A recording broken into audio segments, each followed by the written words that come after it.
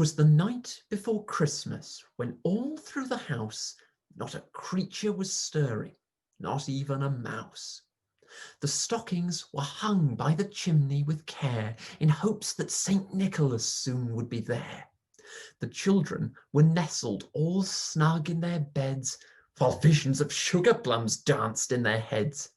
And Mamma in her kerchief and I in my cap had just settled our brains for a long winter's nap. When out on the lawn there arose such a clatter, I sprang from my bed to see what was the matter. Away to the window I flew like a flash, tore open the shutters and threw up the sash.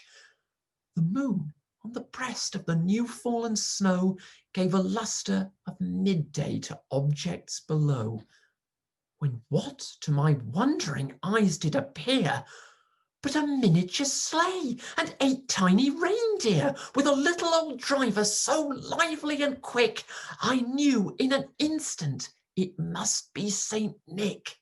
More rapid than eagles his coursers they came, and he whistled and shouted and called them by name. Now Dasher, now Dancer, now Prancer and Vixen, on Comet, on Cupid, on Donner and Blitzen. To the top of the porch, to the top of the wall, now dash away, dash away, dash away all. As leaves that before the wild hurricane fly, when they meet with an obstacle, mount to the sky, so up to the housetop the coursers they flew, with the sleigh full of toys, and St. Nicholas too. And then, in a twinkling, I heard on the roof the prancing and pawing of each little hoof. As I drew in my head and was turning around, down the chimney St. Nicholas came with a bound. He was dressed all in fur from his head to his foot, and his clothes were all tarnished with ashes and soot.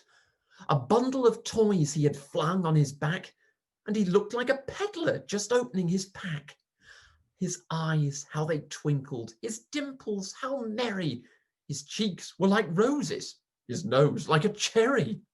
His droll little mouth was drawn up like a bow, and the beard on his chin was as white as the snow. The stump of a pipe he held tight in his teeth, and the smoke it encircled his head like a wreath.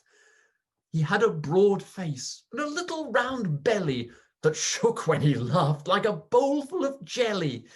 He was chubby and plump, a right jolly old elf, and I laughed when I saw him in spite of myself.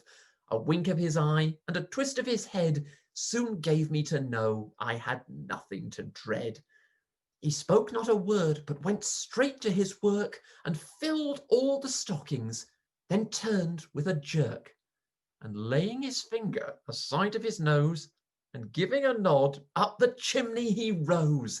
He sprang to his sleigh, to his team gave a whistle, and away they all flew like the down of a thistle.